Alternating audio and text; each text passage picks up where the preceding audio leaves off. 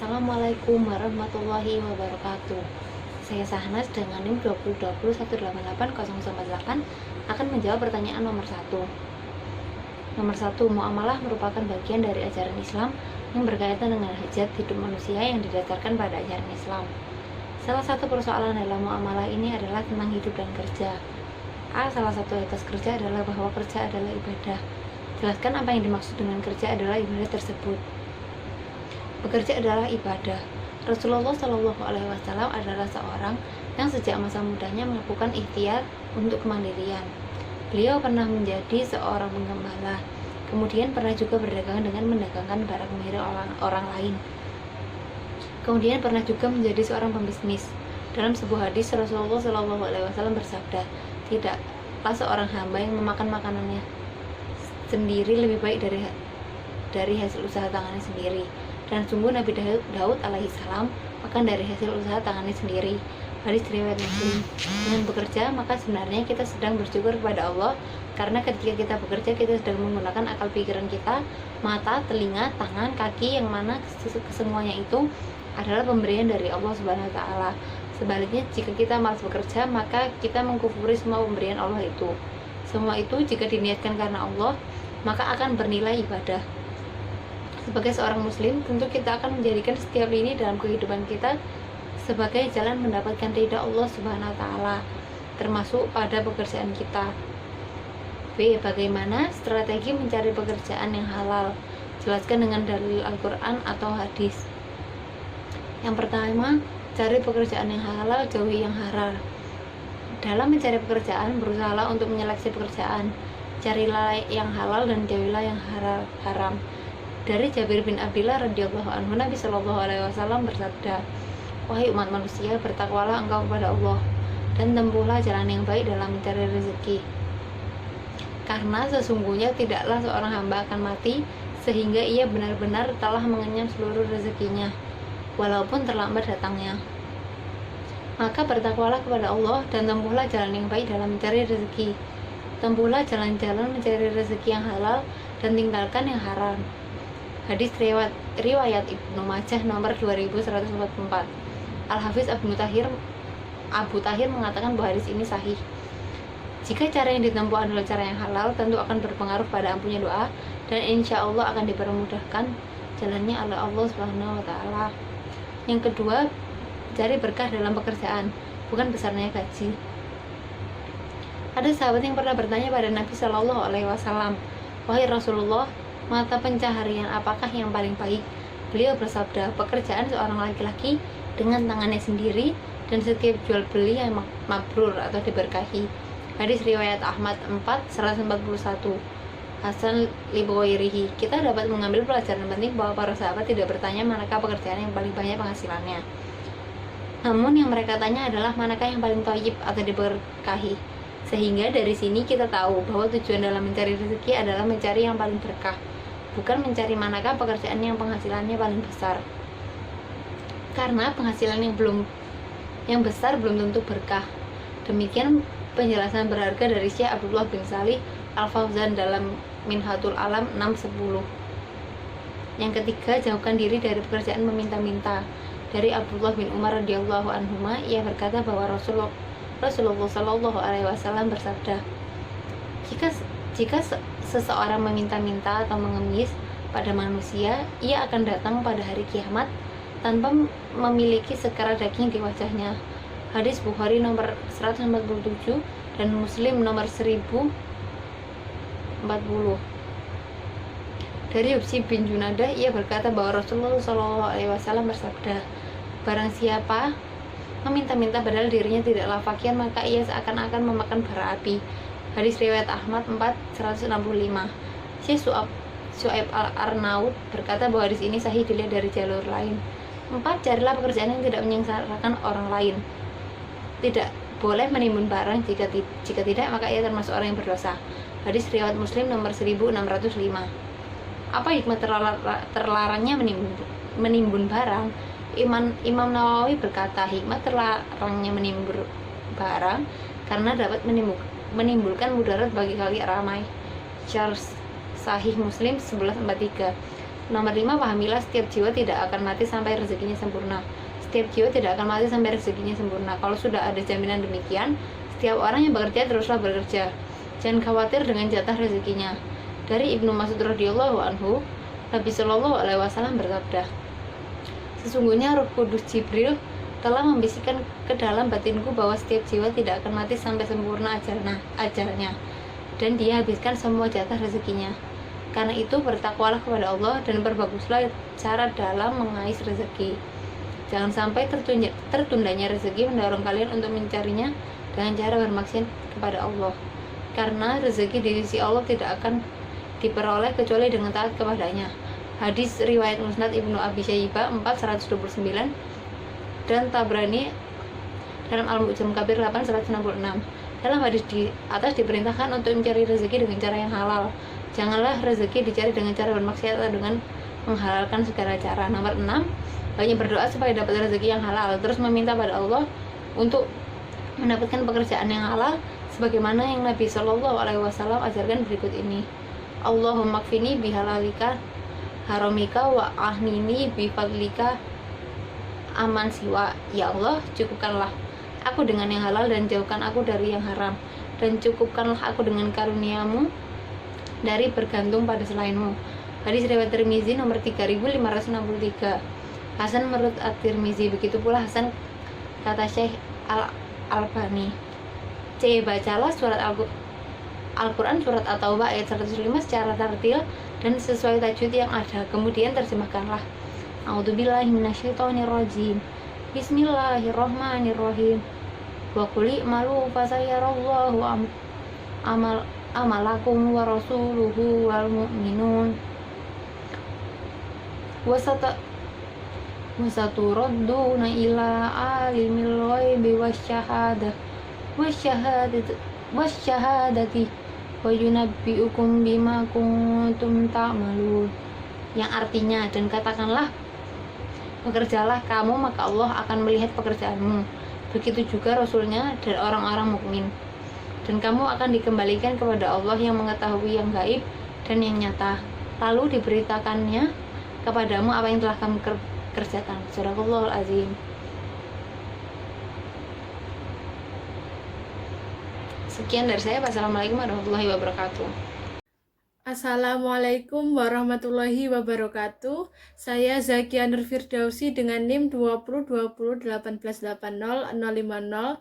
Saya akan menjawab pertanyaan nomor 2 dengan soal, di dalam praktik bermuamalah tentu harus memahami ruang lingkup dan prinsip-prinsipnya secara jelas. 2A. Jelaskan ruang lingkup dan prinsip muamalah. Secara garis besar, para fuqaha atau ulama fikih membagi fikih menjadi 2 macam, yaitu fikih ibadah yang mengatur hubungan manusia secara vertikal dengan Allah, dan fikih muamalah yang mengatur hubungan sosial antar sesama manusia. Ruang lingkup fikih muamalah meliputi seluruh kegiatan muamalah manusia berdasarkan hukum-hukum Islam, baik berupa perintah maupun larangan-larangan hukum yang berkaitan dengan hubungan manusia dengan manusia lainnya. Sedangkan cabang fikih muamalah antara lain, yang pertama, hukum yang mengatur hubungan antara satu pribadi dengan yang lain, baik yang menyangkut aturan sipil, perdagangan, keluarga, gugatan hukum, dan lain sebagainya. Contoh yang terkait dengan persoalan ini antara lain pembahasan tentang harta, baik dari aspek cara mendapatkan dan mendistribusikannya maupun dari aspek hakikat dan konsep kepemilikan dalam Islam. Yang kedua, hukum yang mengatur hubungan pribadi dengan negara atau Islam, serta hubungan bilateral antara negara Islam dengan negara lain. Contoh-contoh kitab fikih yang berbicara tentang persoalan ini antara lain Al-Ahkam As-Sultaniyah oleh Imam Al-Mawardi dan Abu Ya'la Al-Faro, dan masih banyak lainnya. Menurut Ibnu Abidin, fikih muamalah terbagi menjadi 5 bagian, yaitu yang pertama muawadhah mutiyah atau hukum kebendaan, yang kedua munakahat atau hukum perkawinan, yang ketiga muhasanat atau hukum acara, yang keempat amanah dan ariyah atau pinjaman, yang kelima tirkah atau harta peninggalan. Prinsip muamalah dalam Islam. Yang pertama, pada dasarnya segala bentuk muamalah adalah mubah, kecuali yang ditentukan oleh Al-Quran dan Sunnah Rasul. Yang kedua, muamalah dilakukan atas dasar sukarela tanpa mengandung unsur paksaan, agar kebebasan kehendak pihak-pihak bersangkutan selalu diperhatikan. Yang ketiga, muamalah dilakukan atas dasar pertimbangan mendatangkan manfaat dan menghindari mudarat dalam hidup masyarakat.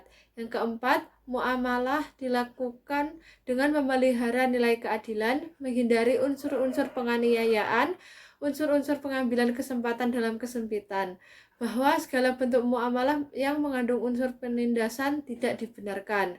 Ada 5 hal yang perlu diingat sebagai landasan tiap kali seorang muslim akan berinteraksi. Kelima hal ini menjadi batasan secara umum bahwa transaksi yang dilakukan sah atau tidak, yaitu yang pertama, maisir. Menurut bahasa, maisir berarti gampang atau mudah. Menurut istilah, maisir berarti memperoleh keuntungan tanpa harus bekerja keras. Maisir seringkali dikenal dengan perjudian karena dalam praktik perjudian seseorang dapat memperoleh keuntungan dengan cara yang mudah. Yang kedua, gharar. Menurut bahasa, gharar berarti pertaruhan. Terdapat juga mereka yang menyatakan bahwa gharar bermaksud syak atau keraguan. Yang ketiga, haram. Ketika objek yang diperjualbelikan ini adalah haram, maka transaksinya menjadi tidak sah. Misalnya jual beli khamar dan lain-lain. Yang keempat, riba. Pelarangan riba telah dinyatakan dalam beberapa ayat Al-Quran. Ayat-ayat mengenai pelarangan riba diturunkan secara bertahap. Salah satu contohnya yaitu menolak anggapan bahwa riba tidak menambah harta, justru mengurangi harta. Sesungguhnya zakatlah yang menambah harta, seperti yang dijelaskan dalam Quran surat Ar-Rum ayat 39. Selanjutnya pertanyaan 2B, yaitu sebutkan jenis-jenis muamalah dan jelaskan masing-masing. Yang pertama, jual beli adalah tukar menukar suatu barang dengan barang yang lain dengan cara tertentu. Yang kedua, riba adalah salah satu cara memperoleh uang atau kekayaan yang tidak halal. Beberapa macam riba seperti yang pertama, riba fadli, yaitu menukarkan dua barang yang sejenis dengan tidak sama. Yang kedua, riba qardi, yaitu utang dengan syarat ada keuntungan bagi yang memberi hutang. Yang ketiga, ribayat, yaitu berpisah dari tempat akad sebelum timbang teria. Yang keempat, riba nasa, yaitu disyaratkannya salah satu dari kedua barang yang dipertukarkan ditangguhkan penyerahannya. Selanjutnya, jenis-jenis yang ketiga yaitu salam, adalah menjual sesuatu yang tidak dilihat zatnya, hanya ditentukan dengan sifatnya, di mana barang tersebut menjadi tanggungan si penjual. Yang keempat, syarikat atau perseroan. Ada beberapa macam, yaitu syarikat inan atau serikat harta, artinya akad dari 2 orang atau lebih untuk berserikat harta yang ditentukan oleh keduanya dengan maksud mendapatkan keuntungan atau tambahan. Yang kedua, syarikat kerja adalah permufakatan kerja antara 2 orang tenaga ahli atau lebih agar keduanya sama-sama mengerjakan pekerjaan itu. Penghasilan atau upah ditentukan sewaktu akad dan besarnya sesuai perjanjian. Selanjutnya, yang kelima, kirot adalah pemberian modal dari seseorang kepada orang lain untuk modal usaha, sedangkan keuntungannya sesuai perjanjian antara mereka sewaktu akad, apakah dibagi 2 atau dibagi 3. Yang keenam, musakoh atau paruan kebun adalah pemilik kebun yang memberikan kebunnya kepada tukang kebun untuk dipelihara, dan hasil kebun tersebut dibagi 2 menurut perjanjian keduanya sewaktu akad. Selanjutnya yang ketujuh, muzaroh dan mukobaroh, paruan sawah atau ladang.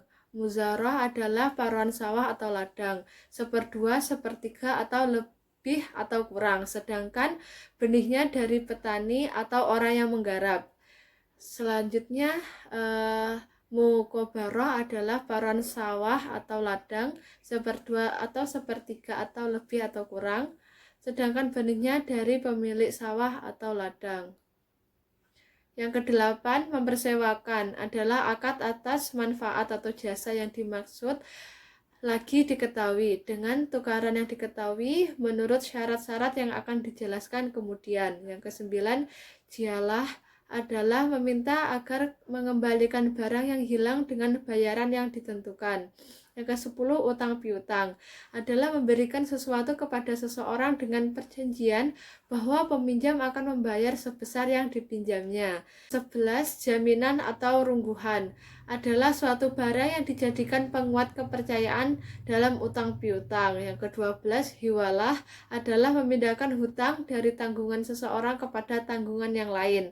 Yang ke-13, daman adalah menanggung atau menjamin hutang, menghadirkan barang atau orang keempat yang ditentukan.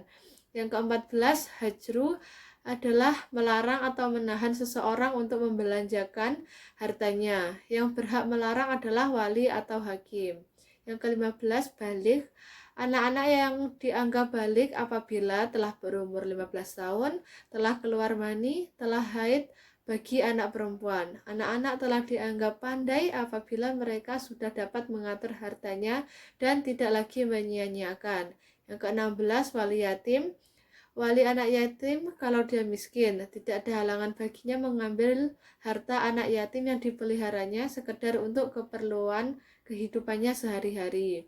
Yang ke-17, sulhu atau perdamaian adalah akad perjanjian untuk menghilangkan rasa dendam, permusuhan atau pembantahan.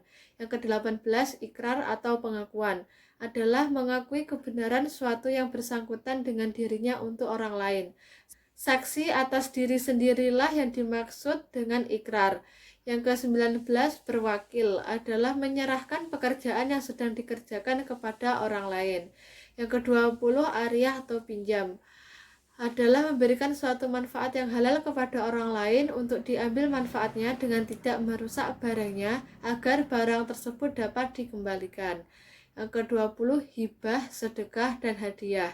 Hibah adalah memberikan barang dengan tidak ada tukarannya dan tidak ada sebabnya. Sedekah adalah memberikan barang dengan tidak ada tukarannya karena mengharapkan pahala di akhirat. Hadiah adalah memberikan barang dengan tidak ada tukarannya serta dibawa ke tempat yang diberi karena hendak memuliakannya. Yang ke-22, wadiah atau petaruh adalah menitipkan suatu barang kepada orang lain agar dia dapat memelihara dan menjaganya sebagaimana mestinya. 23, luqotoh atau barang temuan adalah barang-barang yang didapat dari tempat yang tidak dimiliki oleh seorang pun.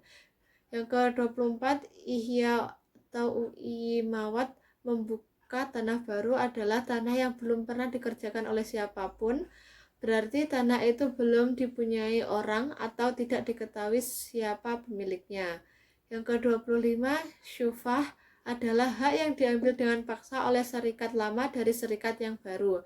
Yang ke-26, hasbu atau merampas adalah mengambil hak orang lain dengan cara paksa dan aniaya. Yang ke-27 yang terakhir yaitu wakaf adalah menahan suatu benda yang kekal zatnya yang dapat diambil manfaatnya guna diberikan di jalan kebaikan. Sekian, wassalamualaikum warahmatullahi wabarakatuh. Assalamualaikum warahmatullahi wabarakatuh. Nama saya Muhammad Arik Rahman, NIM 20201880046. Baik, di sini saya akan menjawab soal UAS Al-Islam dan Kemuhammadiyaan, tepatnya nomor 3. Langsung saja saya akan menjawab yang bagian A terlebih dahulu mengenai petunjuk Nabi Muhammad SAW tentang cara berbuat baik terhadap tetangga. Rasulullah SAW bersabda, barang siapa yang beriman kepada Allah dan hari akhir, hendaklah ia berbuat baik kepada tetangganya. Hadis riwayat Bukhari Muslim. Untuk itu, kita sebagai muslim hendaklah berbuat baik terhadap tetangga. Yaitu dengan cara yang pertama, jika tetangga meminta bantuan, maka kita harus menolongnya. Lalu jika tetangga meminta pinjaman, maka kita harus meminjaminya. Lalu jika tetangga fakir, maka kita harus memberikan bantuan kepadanya. Lalu jika tetangga sakit, maka kita harus menjenguknya. Lalu jika tetangga meninggal, maka kita harus mengantar jenazahnya. Lalu jika tetangga mendapat kebaikan, maka kita harus menyampaikan ucapan selamat kepadanya. Dan yang terakhir, jika tetangga kita ditimpa kesulitan, maka kita harus menghiburnya dan membantunya. Dan berbuat baiklah kepada tetanggamu, niscaya engkau menjadi seorang muslim. Hadis riwayat Ibnu Majah. Baik, selanjutnya yaitu yang bagian B, mengenai surat Al-Quran yang menjelaskan tentang akhlak kepada Allah dan Rasulnya. Allah Subhanahu wa Ta'ala berfirman, wa'budullaha wa la tusyriku bihi syai'an wa bil walidaini ihsana wa bizil qurba wal yatama wal masakini wal jari zil qurba wal jaril junubi was-sahibi bil jambi wa banis sabili wa ma malakat aymanukum innallaha la yuhibbu man kana muhtalan fakhuron. Artinya, dan sembahlah Allah dan janganlah kamu mempersekutukannya dengan sesuatu apapun, dan berbuat baiklah kepada kedua orang tua, karib kerabat, anak-anak yatim, orang-orang miskin, tetangga dekat dan tetangga jauh, teman sejawat, ibnu sabil, dan hamba saya yang kamu miliki. Sungguh Allah tidak menyukai orang yang sombong dan membanggakan diri. Surat An-Nisa ayat 36. Selanjutnya yaitu yang bagian C, mengenai adab yang baik terhadap guru. Di dalam Islam, guru merupakan orang berilmu yang harus benar-benar dihormati, selagi apa yang disampaikannya merupakan kebenaran dan sesuai dengan ajaran Rasulullah SAW. Karena darinya kita dapat memperoleh ilmu yang tak terbatas. Berikut ini beberapa cara berakhlak yang baik terhadap guru. Yang pertama yaitu menghormati hak guru, lalu mendoakan kebaikan untuk guru, lalu merendahkan diri di hadapan guru, lalu ketika guru sedang menerangkan, hendaklah kita duduk menghadap guru dan mendengarkannya, lalu berbicara kepada guru dengan penuh adab dan sopan santun. Lalu apabila beliau sedang berbicara, jangan memotong pembicaraannya, akan tetapi kita menunggu hingga selesai, lalu menjaga dan mengamalkan ilmu yang telah diberikan. Itu saja yang dapat saya sampaikan. Kurang lebihnya mohon maaf. Wassalamualaikum warahmatullahi wabarakatuh. Assalamualaikum warahmatullahi wabarakatuh. Saya Susilawati dengan NIM 20201880040. Pada kesempatan kali ini saya akan menjawab pertanyaan UAS AIK 2 nomor 4 bagian A dan B. Pertanyaannya ialah, dalam tata cara berkomunikasi, Al-Quran mengajarkan beberapa kategori dalam berbicara secara baik. Pertanyaan yang A, apa yang dimaksud dengan qaulan sadida? Jelaskan disertai contoh. Jadi, qaulan sadida yaitu perkataan yang benar, perkataan yang jujur, faktual, perkataan yang tidak merekayasa atau memanipulasi kata, perkataan yang baik, adil, dan transparan, perkataan yang sesuai dengan situasi dan kondisi. Sebagaimana yang termaktub dalam An-Nisa ayat 9, وَلْيَخْشَى law taraku min khalfihim dzurriyyatan di'afan khafu 'alaihim falyattaqullah wal yaqulu qaulan sadida. Yang artinya, dan hendaklah kepada Allah orang-orang yang sekiranya mereka meninggalkan keturunan yang lemah di belakang mereka, yang mereka khawatir terhadap kesejahteraannya. Oleh sebab itu, hendaklah mereka bertakwa kepada Allah dan hendaklah mereka berbicara dengan tutur kata yang benar. Adapun contoh dari perilaku qaulan sadida ini sendiri, yaitu misalnya ketika kita ditanya tentang siapa yang tidak hadir kuliah pada hari ini, maka kita harus menjawab dengan jawaban yang benar, sekalipun itu berat untuk mengatakan yang jujur dan benar. Tetapi Allah menjanjikan pahala yang besar untuk orang-orang yang berkata jujur dan benar kepada manusia. Selanjutnya pertanyaan bagian B, yaitu apa yang dimaksud dengan qaulan karima? Jelaskan disertai contoh. Jadi, qaulan karima ini sendiri yaitu kata-kata bijaksana, fasih, dan tawaddu yang mengandung kata-kata yang bermakna agung, teladan, dan filosofis. Dalam hal ini, Nabi Muhammad SAW sering menyampaikan nasihat kepada umatnya dengan kata-kata bijaksana. Kata-kata berkualitas yaitu kata-kata yang bermakna dalam, bernilai tinggi, jujur, dan ilmiah. Kata-kata seperti ini sering diungkapkan oleh orang-orang cerdas, berpendidikan tinggi, dan filsuf. Kata-kata yang bermanfaat yaitu kata-kata yang memiliki efek positif bagi perubahan sikap dan perilaku komunikan. Sebagaimana yang termaktub dalam Al-Quran pada surat Al-Isra ayat 23 yang berbunyi, wa qada rabbuka alla ta'budu illa iyyahu wa bil walidaini ihsana imma yablughanna 'indakal kibara ahaduhuma aw kilahuma fala taqul lahumā uffin wa la tanharhuma wa qul lahumā qaulan karīmā, yang artinya, dan Tuhanmu telah memerintahkan agar kamu jangan menyembah selain Dia, dan hendaklah berbuat baik kepada ibu bapa.